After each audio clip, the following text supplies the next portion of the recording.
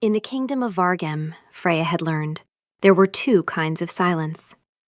The first was the silence of deep winter, snow on the pines so heavy the branches bowed like old men, the whole world holding its breath. She had always loved that silence. Her wolf loved it too. It was the sound of the world being careful, and her wolf was nothing if not a connoisseur of careful sounds. The second kind was new. It was the silence where Dacre's wolf should have been. She noticed it in specifics. He used to know who was at the door before they knocked. Not a guess, not a habit, an absolute certainty born from the constant, low-frequency hum of his wolf's awareness. Now he startled. Not visibly, not to anyone who wasn't watching as closely as she was, but there was a microsecond of uncertainty every time someone entered a room. His head would turn a fraction of a beat too late. His eyes would find the source of the sound, and then he'd settle, composing himself so quickly that no one else caught it. Freya caught it every time. Her wolf caught it first. The part of her that tracked sound and scent without conscious effort, the part that was always listening, always tasting the air, that part flinched every time it reached for the bond with Dacre's wolf and found dead silence. Like pressing a hand against a wall where a door used to be. Her wolf had been doing this for months now, and it had not gotten better. Her wolf had opinions about this. Her wolf had always had opinions. It was, Freya had long ago accepted, the most opinionated part of her, which was saying something. He was cold now. That was the other thing. Dacre, who had radiated heat like a forge, who had slept shirtless in midwinter with one arm thrown off the bed and the covers kicked to the floor, now wore extra layers. Wool under wool. She had found him, 2 nights ago, standing in front of the massive hearth in their chambers, staring at the flames with the expression of a man trying to remember the name of a song he used to know. He had not noticed her watching. His wolf would have known she was there before she turned the corner. Her wolf had known she was there before she turned the corner, and had keened a low internal sound, the grief of one wolf mourning another wolf's silence. She sometimes caught him flexing his left hand, opening and closing his fingers as if testing whether claws would come. They never did. He did it the way someone tongues a missing tooth, compulsively, without thinking, a body cataloging its own absence. He never complained. He would sooner swallow his own tongue. But he'd started sleeping curled on his side, knees drawn up, when he used to sprawl across the bed like he owned it and the 3 feet of floor on either side. He was conserving warmth. The Alpha King of Vargem was conserving warmth. And Freya's wolf, which ran hot, which had always run hot, which had once pressed its warmth against his through the bond like a hand on a cold cheek, could no longer reach him. She could curl against him in bed, she could press every inch of her skin to his. But the bond warmth, the wolf-to-wolf heat that had nothing to do with bodies and everything to do with what they were, that was gone. She was shouting into a room where no one could hear her. She hadn't shifted in weeks. It felt wrong, like laughing at a funeral. The pack felt it too. Stellan, his beta, was the barometer. Freya had watched Stellan's jaw tighten incrementally over the past weeks, a man holding himself together by force of professional habit. He stood at Dacre's right in council, and slightly behind, as always, but his eyes had developed a new restlessness, scanning the room the way Dacre's wolf used to, unconsciously trying to compensate for a gap neither of them acknowledged aloud.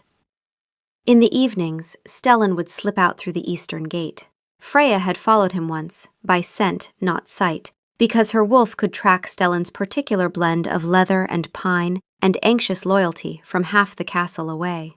She'd watched from the tree line as the big beta stripped his coat and boots, folded them neatly on a rock with the particular care of a man about to do something that would destroy them, and shifted.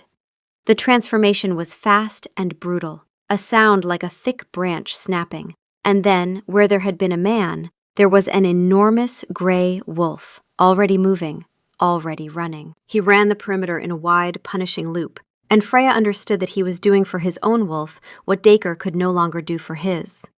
Burning off the anxiety, patrolling by instinct what he managed by duty. grieving in the only way a wolf knew how. Her wolf had whined, watching him run. It wanted to join. She hadn't let it. He came back an hour later, dressed, composed, and stood at Dacre's door for a long moment before walking away without knocking. Tonight, the Council of Elders was gathered.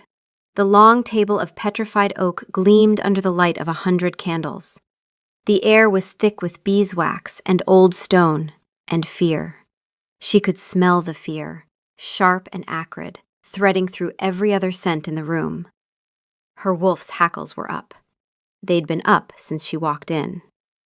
She sat to Dacre's right, a symbol of his sacrifice, the living proof of his love and, she was learning, his greatest political liability. Every time she laughed, every time she moved with the easy, wolf-quick energy of a healthy shifter, she was a reminder of what her life had cost.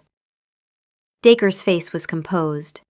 He listened as the elders spoke of border disputes with the mountain clans, of dwindling game in the Eastern Territories. He gave orders, his voice steady, his logic clean.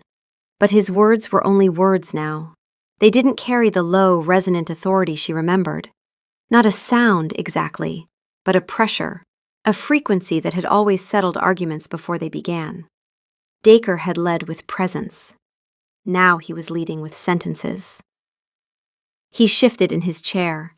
A flicker crossed his face, there and gone. The phantom ache. His wolf, still inside him but unreachable, silent behind whatever Marana had done to sever the bond. He flexed his left hand under the table. She reached over and covered it with hers. His skin was cool. Her wolf pressed toward him through the bond and met nothing. Wall where a door should be. Then Elder Brannock spoke. His voice was like stones grinding together, old and unyielding. The reports from the sunken mire are troubling, my king. The rogues grow bold. They test our patrols daily. The patrols will be reinforced, Dacre said, his tone clipped. Gamistellan will see to it. Brannock's gaze, pale and sharp as ice, slid from Dacre to his beta. Gamistellan is a fine wolf, but the rogues do not fear a beta.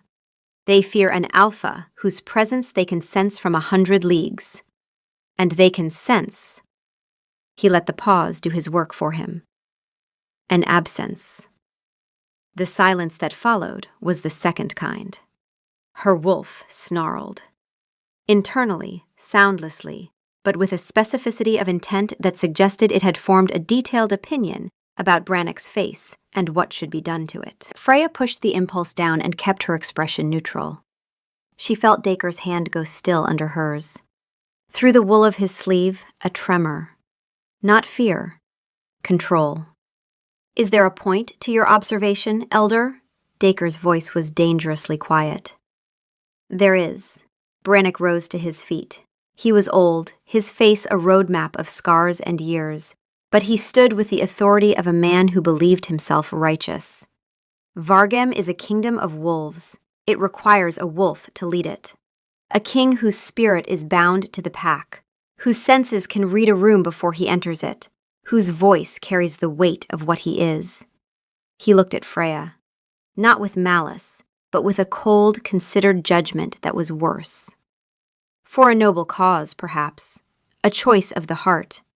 But the pack cannot survive on a heart alone. It must be led by a wolf. I am still your king, Dacre said. You are our king in title. Brannock's voice was steady. But you are not our alpha. I invoke the old law, the right of unseating, for an alpha incapacitated not by injury but by a failing of the bond. I call for a vote before the council and the people, at the next full moon. Across the table, 2 of the younger guards had shifted without thinking. Not fully, just the eyes, the quick involuntary flash of gold that came with a spike of adrenaline. They caught themselves, but the slip said everything about the tension in the room. Freya's own eyes were burning. She held them steady by force of will. The law is clear, Elder Kalin murmured. If the challenge is made, it must be answered. So be it. The words cost him. Freya heard it in the slight roughness, the extra breath before he spoke. He stood and looked at her, and in that look, she saw everything he would never say in front of these people. The vast, scraped bare landscape of his loss, and beneath it, a fear that had nothing to do with crowns. He was afraid for her. The council is dismissed. He walked from the hall.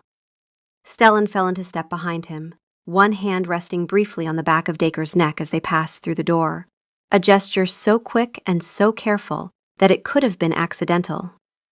It was not accidental. It was the only comfort a beta could offer an alpha who could no longer feel the bond. The royal chambers. Dacre stood before the window, staring at the moon-drenched courtyard. He hadn't spoken since the hall. Freya could hear his heartbeat from across the room, wolf hearing, sharp and involuntary. His heart was fast. Too fast, unsteady. Even at his most furious, his pulse had been a drum, slow, heavy, certain. Now it sounded like a human heart. Just a human heart. Her wolf was pressed against the inside of her ribs, reaching toward him through the bond, and finding nothing. "Dacre," she said. He didn't turn. They could feel it, the emptiness. Brannick was right. I'm standing in the place where a king should be, but there's nothing behind me anymore. "You are my king," she said, coming to stand behind him. She wrapped her arms around his waist. He was so still, so cool through the wool. She pressed her cheek against his back and tried to warm him.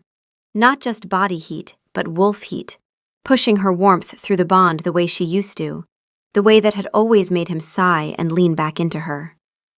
Nothing. Like pressing heat against glass. It was there. He couldn't feel it. Her wolf whined. She pressed harder. The glass did not break. And what good is a king who can't hear a threat until it's already in the room? He turned, his hands gripping her shoulders. His eyes, brown now, a deep, ordinary brown where there had been molten gold, were full of something she had never seen in them before. Panic. Controlled, contained, locked down panic. But panic. "Freya, they won't stop. Brannick is the first. The others will follow. The pack needs to feel an alpha. It's not politics, it's biology. I can't fight biology with good arguments." "We'll fight it together," she insisted, her hands on his face. His jaw was rough. He'd forgotten to shave. He never used to forget. His wolf had kept him meticulous, some instinct about presentation that expressed itself in small vanities he'd never admitted to. Stellan is loyal. The guard is loyal. Stellan's wolf is pacing. He said it flatly, like a man reading his own death warrant. I can't hear it anymore, but I know it. He runs the perimeter every night because his instincts are screaming that the pack is exposed. He's loyal to me, the man. But the man isn't enough. He exhaled. I have one moon until they strip me of my crown. And then what? What becomes of you? The mate of a deposed, wolfless man? The fear was never for himself. That was the thing that broke her, every time. He had bargained away his own soul, and his only concern was what it would cost her. She looked at him, the lines of strain around his eyes, the rough jaw, the extra wool, the hand that still flexed for claws. This honorable, diminished, unbreakable man who had chosen her over his own nature and would do it again tomorrow. Her wolf made a decision. She felt it, not as a thought, but as a settling, a certainty that moved through her bones like a key turning in a lock. Her wolf had been waiting, pacing, grieving for months. It was done waiting. There is a way, she said. Her voice was quiet, but something in it had changed. You made a deal with the power of endings. I will go to her and make a new one. His hands tightened. No, absolutely not. Freya, you don't. I know exactly what I'm saying. Marana is not a problem you can solve. She is a goddess of death and winter. Her realm doesn't return things. It returned me. She held his gaze. Because you paid a price she deemed worthy. I paid with my wolf! What would you? He stopped. She watched the realization arrive. The color left his face. No, I forbid it. The word landed between them. Forbid. It was a word he could no longer enforce with anything except desperation. You are my king, Freya said gently, and my heart. But this is my debt. You silenced your wolf for me. I'm going to go and wake him up. She kissed him. His lips were cool. Don't leave me, Freya. The words were so quiet she felt them more than heard them. Don't make me be alone in this silence. I'm not leaving you. I'm going to bring the rest of you home. Annalise lived at the edge of the Whispering Woods, in a cottage that looked like it had lost an argument with the forest and settled for a draw. Moss climbed the walls with territorial ambition. The chimney leaned at an angle that suggested it was only still standing out of spite. A wind chime made of what appeared to be animal teeth hung from the eaves and produced a sound that was less melodious and more vaguely threatening. The old healer didn't look up as Freya approached, but she spoke before Freya had cleared the garden gate. Wolf hearing. Annalise was old enough that people forgot she was a shifter, which was exactly how she liked it. The king's mate, she said, hands deep in a patch of gnarled, leafless plants that appeared to be thriving on sheer stubbornness and possibly resentment. Your wolf is wound tighter than a clock spring. I can hear it from here. Sit down before you vibrate through my floor. I need to find Marana. Annalise straightened, wiping her dirt-caked hands on her apron. Her eyes were the color of moss and held the particular expression of a woman who had been expecting bad news and was annoyed to be proven right. Oh, wonderful! The death goddess. I was hoping you'd say something reasonable like, I need a tea for headaches, or where can I buy a nice hat? But no, the Lady of the Silent Woods. Terrific. Come in, I need brandy for this. The cottage interior was dim, herb-scented, and organized in a system that made perfect sense to Annalise and absolutely no sense to anyone else. Jars of things that were definitely not food lined the shelves. A cat the size of a small bear regarded Freya from a chair with the expression of someone whose seat had been taken at a dinner party. Freya's wolf assessed the cat, and the cat assessed her wolf, and they arrived at a mutual understanding that can best be summarized as professional respect and a preference not to test it. Annalise poured 2 measures of something amber and pushed one toward Freya. Drink that. What is it? Courage. Also brandy. Mostly brandy. She sat. No one finds the Lady of the Silent Woods. One walks a path, and if she wishes it, the path finds her. It is not a journey for the living. I was dying, Freya said. I've been closer to her realm than most. She doesn't remember visitors, child. She collects them. Annalise's mouth thinned. Your king offered her something extraordinary, the bond between a man and his wolf, an alpha's connection to his own nature. She severed it clean. That's a fine prize. She won't return it for asking. Then I'll bargain. With what? She has no use for gold. She already gets everything mortal in the end. Annalise studied her, that sharp-eyed assessment that felt like being read by something older than the woman wearing it. Then she sighed, the sigh of someone who knew she was about to help with something she deeply disapproved of. There is a story, she said, turning toward a shelf. An old one. The goddess is bound by her own nature, the nature of balance. She cannot be tricked, but she can be tested. Or rather, she tests you. What kind of test? The path to her gate is the first test in itself, the serpent's spine, at twilight when the veil is thin. No weapons, and yes, your claws count, so keep them sheathed. Only a token of what you seek. She took down a small leather-wrapped object, a whetstone, worn smooth from centuries of use. This sharpened the claws of Dacre's grandsire, and his sire Aemon before him. It holds the echo of his line. And the umbra, the silent wood? Feeds on regret.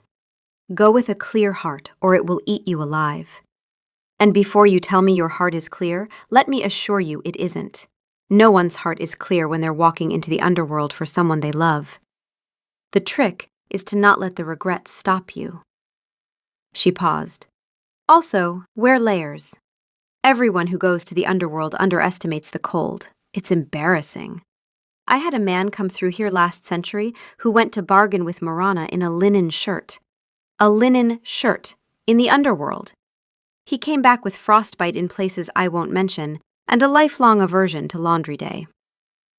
Freya took the whetstone. It was cool and smooth, but something pulsed faintly from its center. Not warmth exactly, but a memory of warmth, like holding a cup that had been empty for hours, but still remembered the tea. Her wolf nosed at it through her senses, intrigued. Thank you, Annalise. Don't thank me yet.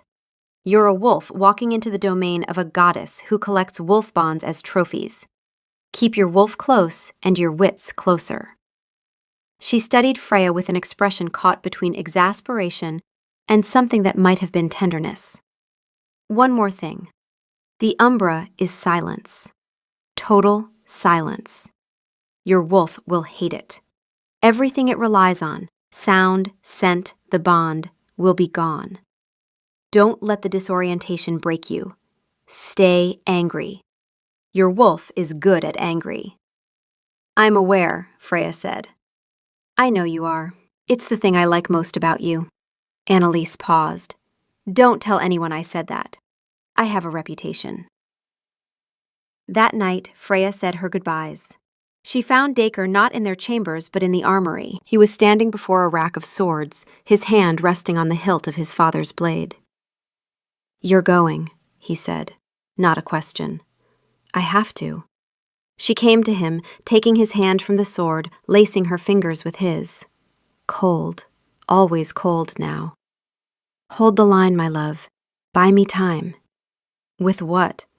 He said it without bitterness, just the bleak honesty of a man who had inventoried his resources and found them thinner than the good china at a wolf pack's dinner party. Stellan's loyalty and my ability to form complete sentences? She almost smiled. Almost. Your mind. The one thing Brannock underestimates. You were a brilliant strategist before you were an alpha. You're still that man.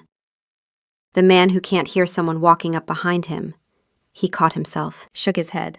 Sorry, self-pity is new. I'm working through the early levels. I expect to be really good at it by next week. You're terrible at it, she agreed. It doesn't suit you, like that hat you wore to the autumn festival. That hat was dignified. That hat looked like a badger died on your head and nobody had the rank to tell you. Something shifted in his face. Not quite a smile, but the geological precursor to one. He pulled her close and buried his face in her hair. She felt the tremor in his arms, not the shaking of a man falling apart, but the controlled vibration of a man holding himself together so hard the effort was visible. Her wolf pressed against him, pouring warmth through the bond. He couldn't feel it. She poured it anyway. Listen for me, she whispered, even in the silence. I'll come back. You'd better. His voice against her hair, rough and low. I'm running out of wool. I refuse to die of irony, frozen to death in my own castle because I loved someone too much. Poets would eat that up, and I won't give them the satisfaction. She laughed. It hurt. She kissed him one more time and walked out of the armory and into the evening, and she did not let herself look back, because she knew what she'd see. A man, standing alone, in a room full of weapons he no longer needed, listening to nothing. Her wolf howled, once, inside her chest. Silent. Private. A promise. Dacre did not sleep that night. He sat at the war table in the western study and he planned.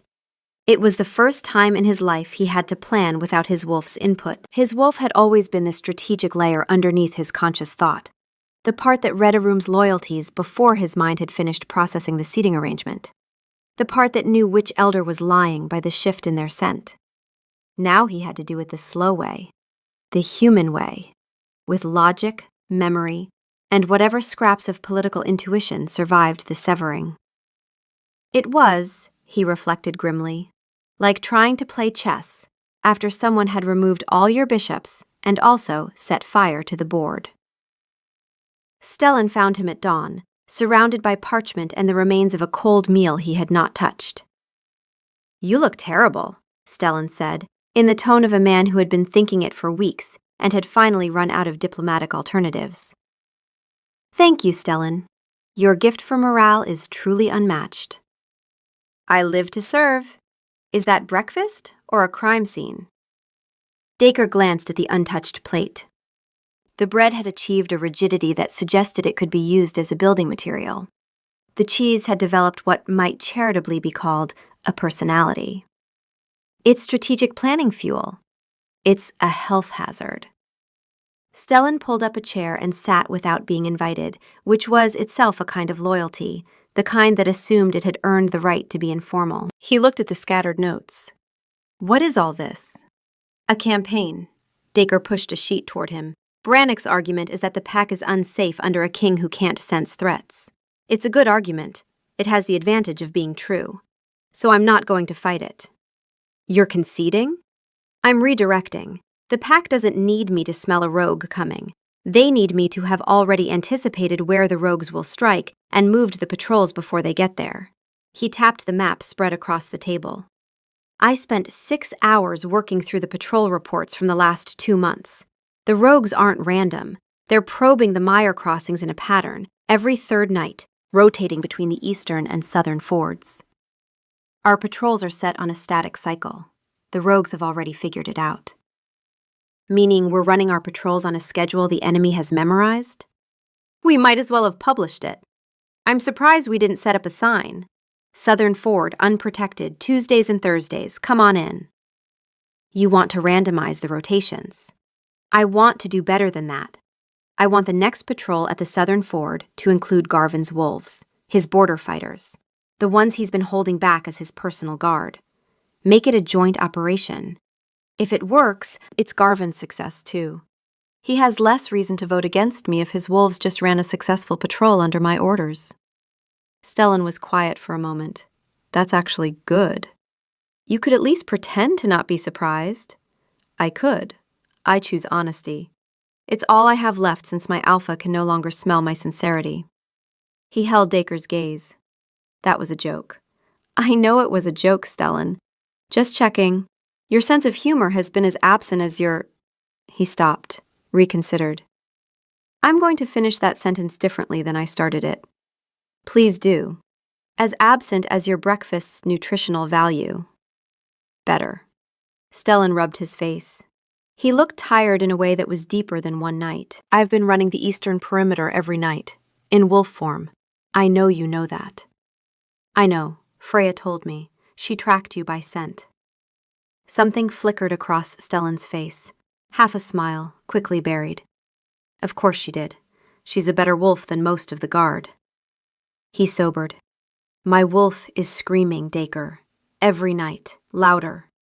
The bond where you should be is just static. Noise. I keep running because if I stop moving, I have to sit with the fact that the center of my pack feels like a dead frequency." He stopped. Swallowed. "I'm telling you this not because I want your pity. I'm telling you because if I'm feeling it, every wolf in the territory is feeling it. Brannick is weaponizing that feeling. Your patrol plan is smart, but it buys us days. It doesn't buy us the moon." "Then we need to buy the moon day by day," Dacre said quietly. "Send riders to the villages, not soldiers, storytellers. Remind the people that 20 years of peace didn't happen by instinct.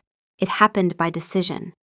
Remind them what I did before I had an alpha's voice to settle arguments for me." Stellan nodded. He stood, hesitated, and then put his hand on Dacre's shoulder, a deliberate, weighted gesture. "For whatever it's worth," Stellan said, "you are still my alpha. Even the static can't change that." He left before Dacre could answer, which was probably for the best. Dacre had decided he was allowed exactly one more breakdown, and he was saving it for something important. He looked down at the map. His hand was shaking. He pressed it flat against the table until it stopped, picked up the petrified remains of his breakfast, and set it on the windowsill where it could serve as a small fortification, and went back to work. The serpent's spine was a narrow ridge of black rock that climbed the highest peak of the Greyfang Mountains, and it was, Freya decided within the first 20 minutes, a path designed by someone who hated the concept of knees, wolf or human, and wanted them to know it personally. The wind was a living thing. Not metaphorically, she was fairly certain this particular wind had a name, a grudge, and a detailed personal vendetta against anyone wearing a cloak. It came at her sideways, changed direction with malicious precision, and at one point seemed to pause, as if reconsidering its strategy, before hitting her from directly below, which shouldn't have been physically possible, but was apparently fine by mountain wind standards. Her wolf was not impressed with the wind. Her wolf was, in fact, composing a strongly worded complaint to whatever managed weather in this region. She climbed, one foot, then the other. The path was barely a path, more of a suggestion, a series of flat stones placed by someone who had answered the question, how far apart can a human step? With, what if we also added ice? She had packed light, Annalise's whetstone, a water skin, bread she couldn't imagine eating, and 3 extra layers because the healer's parting advice had been too colorfully specific to ignore. The layers helped. The bread was already stale. The water skin was half frozen. She was perhaps a third of the way up, and already composing a strongly worded letter to whoever had decided this was a path. Her wolf was helping. It always helped with physical tasks, the heightened balance, the way her feet found stable rock without conscious thought, the awareness of her own center of gravity that let her lean into the wind at exactly the right angle. She could have shifted and made the climb easier on 4 legs, but Annalise had said no weapons, and her claws counted. Below her, the world was a patchwork of dark forest and silver rivers, beautiful in the distant, unhelpful way that scenery is beautiful when you're too exhausted to appreciate it. Above, the sky was bruising from orange to purple, the twilight hour. A wolf, not a person she recognized, just a large gray shape, was moving along the ridge below her. It paused, ears forward, and sniffed the air. Freya's scent reached it, and its posture shifted. Not alarm, but recognition. Wolf, female, not from the Border Patrol, not a rogue. It sat, apparently deciding to monitor this particular situation with the professional detachment of someone who was technically off duty, but couldn't help themselves. Further up, a second wolf emerged from behind a boulder, darker, smaller, with the alert ears of a young sentry. The 2 of them sat on the rock like spectators at a very slow and poorly planned sporting event. Her wolf acknowledged them, a brief internal pulse of recognition, the wolf equivalent of a nod, and kept climbing. The final stretch was the worst, a near-vertical scramble up wet rock, handholds slick with ice, the wind now screaming rather than merely shouting. Her fingers were numb, her legs shook. Her wolf was doing that thing where it fed her stamina from some reserve she didn't consciously have access to, which was useful but also slightly annoying because it meant her body kept going after her mind had formally tendered its resignation. She reached the top as the last sliver of sun vanished, and the path changed. The black rock beneath her feet shimmered with pearlescent light. The air went still and cold. Before her, an archway of petrified branches pulsed with gray luminescence, the entrance to the umbra. Below, the gray wolf sat back on its haunches and let out a single, mournful howl. Not a warning, a goodbye. Her wolf growled, low, involuntary, the sound of a creature that was about to walk into a place where it couldn't be what it was, and was not happy about the arrangement. I know, Freya muttered. I don't like it either. She stepped through. The change was immediate. All sound ceased. Not quiet, but a complete, suffocating absence of noise. Her footsteps made no sound on the pale, gravelly soil. Her heartbeat was a silent fist against her ribs. And her wolf went blind. Not literally. She could still see, still process the bone-white trees and the twisted branches and the pale, sickly light.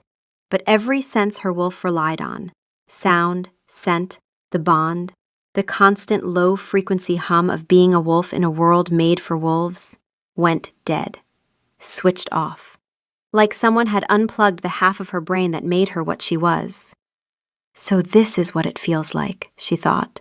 And then, this is what Dacre feels, every day, every hour. The understanding hit her harder than the cold.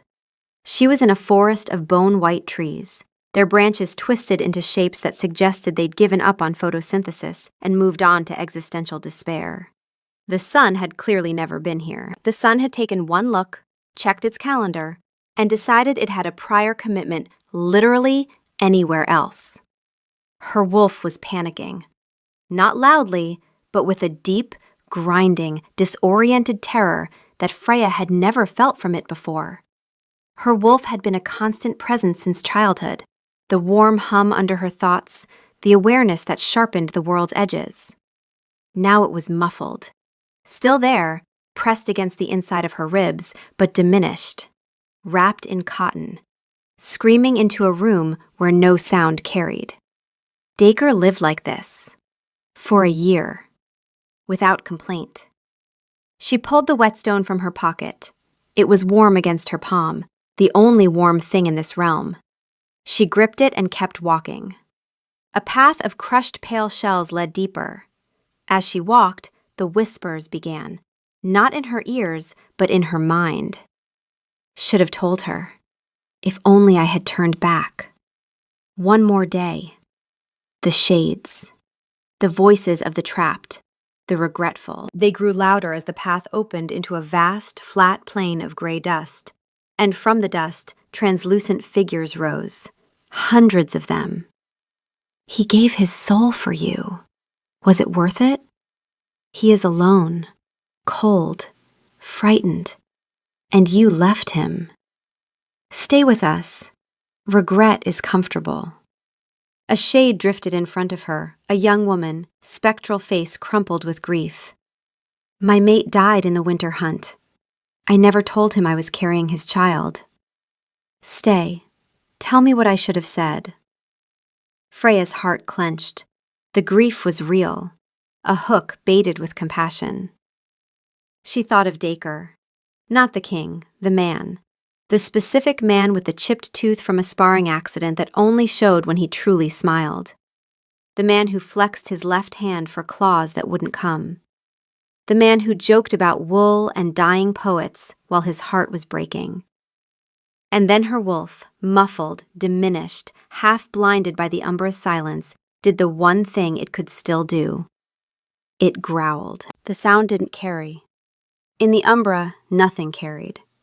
But the intent did, a pure, uncomplicated fury that had nothing to do with the shades and everything to do with a wolf that had been listening to its mate's absence for a year and was done.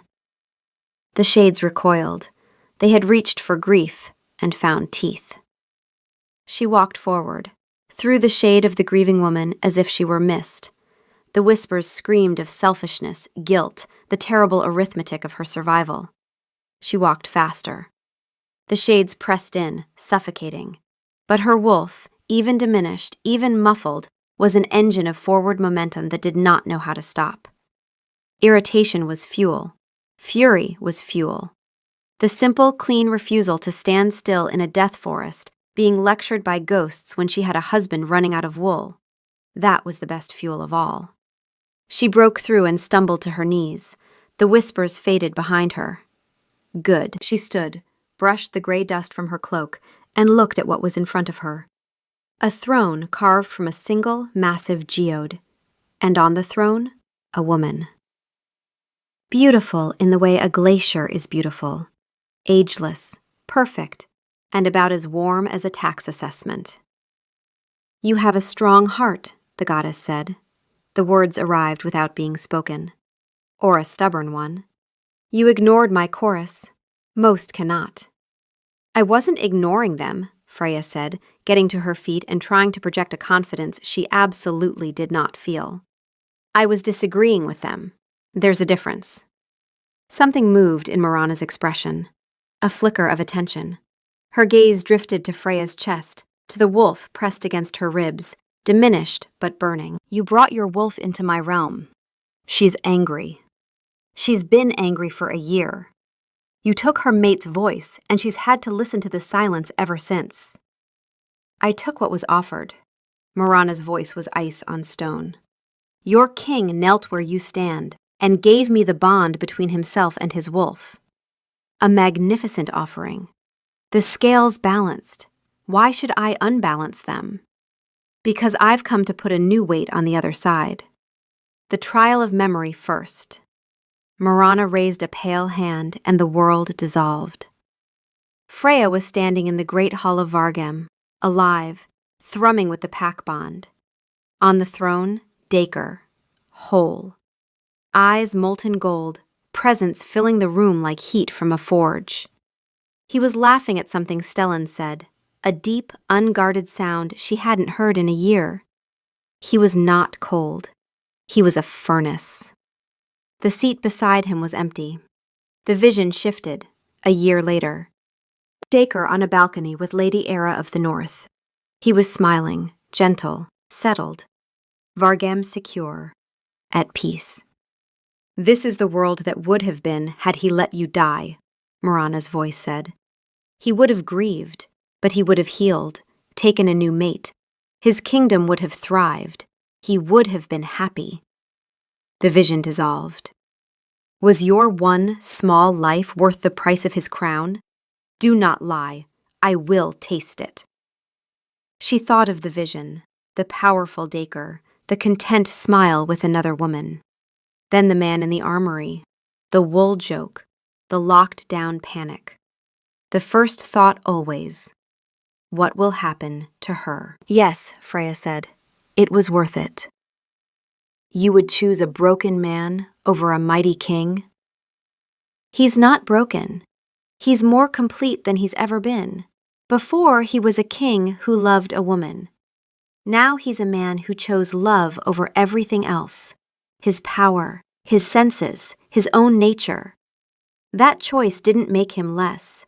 It made him the only man I've ever known who meant it when he said anything. She paused. And he's not broken. He's just cold. I'm going to fix that. Something cracked in Marana's ancient eyes. You speak the truth. A rare thing here. She rose from the throne. The final test. The trial of sacrifice. She led Freya to a frozen lake, black and smooth as polished obsidian. In the center of the ice, a light. A golden, pulsing warmth trapped beneath the surface, flickering like a heartbeat. The bond itself. That is the bond I took, Marana said. To restore it, a life must give something back. Not your whole life. I am balance, not cruelty. But a portion. Her pale eyes studied Freya. The cold in that bond must pass through a living body to return to his. A conduit. The severance will travel through you on its way home. Most of the cold will leave with it. Some will stay. A permanent chill. Winter in your bones that summer cannot touch. Your wolf will feel it too, dulled slightly, the way a blade is dulled by frost. Not broken, but cold. My wolf, Freya said. You're saying my wolf will carry the cold.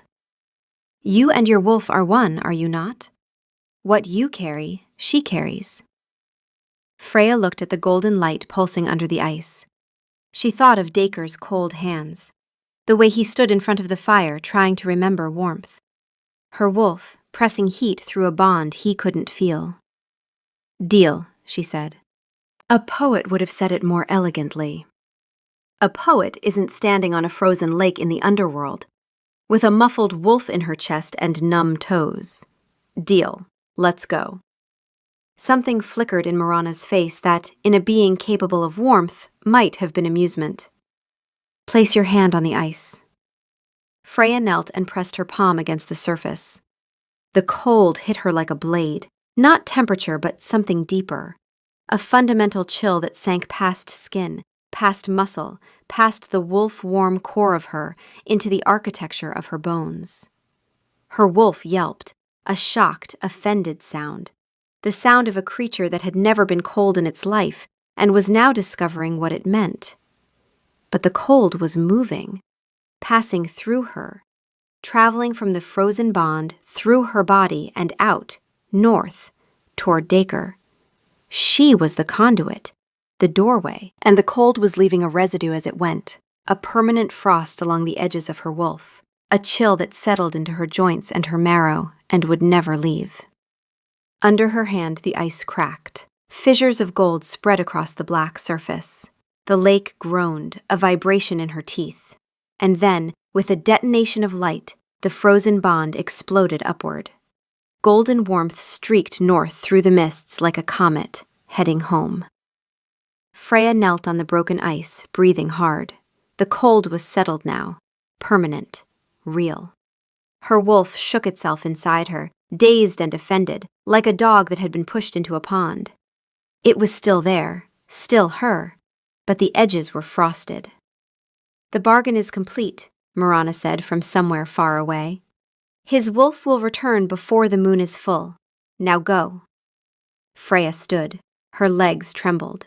The goddess was gone. She was alone in the cold, silent wood, with a chill in her bones that would never leave. A wolf that was deeply, vocally unhappy about the new temperature situation, and a long way home. She turned toward the arch and started walking. The return was worse than the going. Her wolf was cold. Her wolf had never been cold. Her wolf was treating this as a personal affront of the highest order, and was expressing its displeasure by making every sensation slightly wrong. Her sense of smell, usually razor-sharp, a constant stream of information she processed as naturally as breathing, was muted, not gone, but dulled at the edges, like trying to read through frosted glass. She staggered through the archway and onto the serpent's spine, and the real world hit her. Wind, sound, the glorious noise of existing, and her wolf surged forward, grateful, desperate, drinking in every sound and smell. But even the relief was wrong. Muted. The frost on her wolf's edges filtered everything through a thin layer of cold. She needed to move. The full moon was close. She stripped her cloak, folded it, and shifted. The shift hurt. It had never hurt before. Shifting was as natural as breathing, a thing her body did the way water flowed downhill, inevitably, easily, with a rightness that was its own pleasure. Now there was a resistance, a cold friction, like pushing through ice that hadn't fully broken. Her bones rearranged with a grinding reluctance. Her muscles reformed around a core that was colder than it should be. And when she landed on 4 paws, she stood still for a moment, panting, processing. Everything was slightly wrong. Her balance was off by a degree, the cold in her joints making her compensate, lean differently. Her scent, the sense she relied on most in wolf form, was wrapped in frost. She shook herself, a full body shake, nose to tail, the wolf equivalent of swearing, and started running. The gray wolf and its companion were still on the ridge. They fell into step beside her, flanking, and she was grateful for the company, even if she couldn't properly smell them. The younger one kept glancing at her, with the expression of a wolf who knew something was different but couldn't figure out what. The gray wolf just ran. It understood, perhaps, that some things couldn't be fixed by watching. The run was good. Wrong, but good. Her paws on the rock, the wind in her fur, her muscles burning with simple, clean effort. The cold was there, would always be there, but movement helped. Motion was warmth. Her wolf clung to that. Keep moving, stay warm, run toward the thing that matters. I have only this. A king is more than his power. A kingdom is more than its strength. If you choose fear over loyalty, instinct over heart, that is your right. But know that a kingdom ruled by instinct alone is one bad winter from savagery. He paused. Also, for the record, our patrol success rate has improved 40% this week using my strategic rotations, so perhaps the man's brain still has some value. Just something to consider while you're voting to replace it with whoever growls loudest. A ripple of something, not quite laughter, not quite agreement, but a crack in the wall of grim certainty. Brannock raised his hand. Let the vote commence. One by one they stepped forward, thumbs to ink, names on the scroll. Kaelin, his face a mask of regret. Garvin of the West March. Lady Era. The Count mounted. Stellan stood at Dacre's side, rigid. The tide was overwhelming. And then Dacre gasped. It hit him like a wall of fire, a roaring, blazing, all-consuming heat that tore through his veins and obliterated the cold in a single, devastating instant. Scent, all of it. The wax and the stone, and the fierce sweat, and Stellan's fierce, aching loyalty, and the iron tang of adrenaline from the guards, and Brannock's bitter conviction. Hearing, the frantic staccato of 100 heartbeats, the rustle of wool, a whispered prayer from the back row. The bond. It slammed back into place like a door blown open by a hurricane. He felt his pack, all of them, every frightened, confused, loyal, wavering, terrified one of them. And at the center of it, his wolf, not returning from somewhere else, but waking inside him like a fire that had never gone out, rising, filling the hollow space, coming home. And then, beyond the pack bond, through the mate bond that had been dead air for a year, he felt her, Freya. Her wolf, reaching for his across the restored connection, and he could feel her again. But she was cold. Her wolf was cold in a way wolves shouldn't be, frosted at the edges, carrying something. His eyes blazed gold. He straightened, and it was not the movement of a man standing taller. It was the settling of a force back into its vessel. Every wolf in the room felt it. The alpha was back. Stellan made a sound, a sharp, involuntary exhalation, the sound of a man who has been holding his breath for months. Brannock stared, ashen. Dacre looked at him, golden eyes, no rage, only the calm, absolute authority of a man who had lived without his power and knew exactly what it was worth. The vote is concluded. Silence. The first kind. You were right about one thing, Brannock. He walked forward, the crowd parting without being asked. The pack was in danger. You saw a weakness and you acted. Your heart was in the right place. But you let fear become ambition. Brannock braced himself. I will not kill you.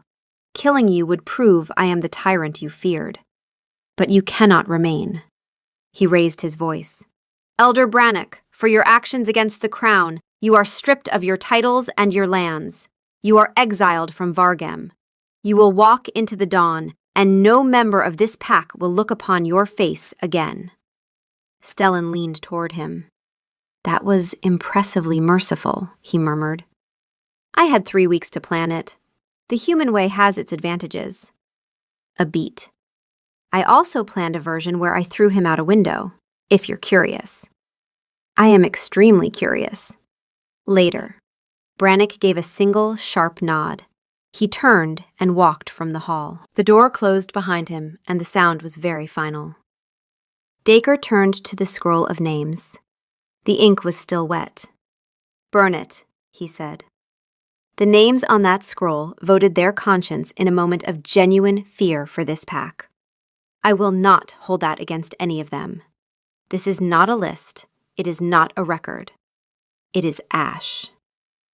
Kaelin took the scroll with unsteady hands. Garvin exhaled audibly. Let this be the end of it. There is only Vargem, and its king has come home. Then he felt her, through the restored bond, a pulse of wolf warmth, frost-edged but unmistakable. His head turned toward the door. Freya was leaning against the stone doorframe, her cloak wrapped tight, her face pale and exhausted. But her eyes were gold. Her wolf was there, reaching for him, pressing warmth through the bond the way she'd been trying to for a year. And this time, he could feel it. But the warmth was different, frosted at the edges. She was smiling, that tired, fierce, triumphant smile. He crossed the hall in 10 strides. He stopped in front of her and took her hand. And the moment their skin touched, he felt it all through the bond. Her wolf, Still his wolf's mate. Still fierce and opinionated and burning, but cold now, carrying a chill that went bone deep. "You took the cold," he whispered, his voice cracked. "A bargain for a bargain. A balance for the scales. Marana's cold had to pass through someone to get back to you. I volunteered. Your wolf is cold and annoyed about it, and entirely, vocally, unreservedly blaming you, for the record." She pressed closer. "But still here. Still mine. Still yours." He pulled her into his arms. She was shivering, and he was blazing, furnace of an alpha warm, and where his heat met her cold, something happened. The frost on her wolf's edges softened. Not gone, it would never be gone, but his warmth seeped into the cold places through the bond like sunlight through ice. Her wolf leaned into his through the connection, drinking the warmth, and the chill in her bones eased from sharp to bearable. A scar that didn't hurt when they were together. "You walked into the dark for me," he said against her hair. She leaned back and touched his face, her cool fingers against his warm skin. She traced the line of his jaw, and her expression was so tender and so tired and so absolutely certain that it undid something in his chest. "I would have torn down the stars," she said, "but the cold was cheaper."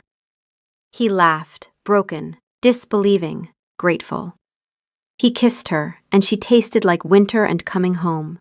And through the bond, their wolves, his returned and roaring, hers frost-edged but fierce, pressed against each other with a year's worth of missing, and held on.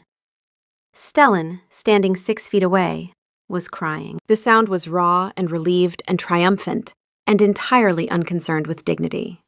He bolted through the open doors and into the moonlit courtyard, and within seconds answering howls rose from every corner of Varghem. The night patrol, the gate guards, the village wolves, feeling the bond blaze back to life. Dacre turned to Freya, gold eyes to gold eyes. "Run with me," he said. She looked at him. Her wolf surged, desperate, eager. It had been weeks since she'd run, and months since she'd run with him, with the bond open. But the shift would hurt now. The cold made it grind. "It hurts," she said. "Shifting. The cold makes it—" "I know." His hand on her face, warm, his wolf pressing against hers through the bond, pouring heat into the frost. "But you're not alone in it anymore. Lean on me." She closed her eyes. His warmth flooded through the bond, not the distant, blocked warmth she'd been pouring into silence for a year, but answered warmth, warmth with a response. His wolf wrapping around hers like a blanket around cold shoulders. She shifted. It hurt. The cold friction, the grinding reluctance. But his wolf was there, pressed against hers through the bond, warm, steady, holding the cold back while her bones rearranged. And when she landed on 4 paws, shaking, frost-edged, smaller than his wolf but no less fierce, he was beside her. Golden-eyed, enormous, radiating heat like a forge. His wolf pressed its muzzle against hers, a gesture that said everything language couldn't. Her wolf pressed back, cold nose against warm fur. The frost in her softened where he touched, and she leaned into him, and for the first time since Marana's lake, the cold was bearable. More than bearable. Warm enough. They ran, out through the great doors into the moonlit courtyard where Stellan was already a gray streak against the snow, howling. Into the night, 4 paws on frozen ground, the pack bond singing in every direction. Behind them, wolves poured from doorways, guards and lords and villagers who hadn't shifted in weeks because it felt wrong, who were now shifting because it felt right, because their alpha was running and the bond was alive and the world was whole. Freya ran beside Dacre, frost-edged and fierce, and the cold in her bones was real and permanent, and the warmth flowing through the bond was also real and permanent. And together, they made a thing that was neither broken nor whole, but something new. A scar that told a story, a price that was worth it. And her wolf, cold, fierce, opinionated, and finally running beside its mate, threw back its head and howled. It was, she thought, the first kind of silence's opposite, the sound of two things becoming whole.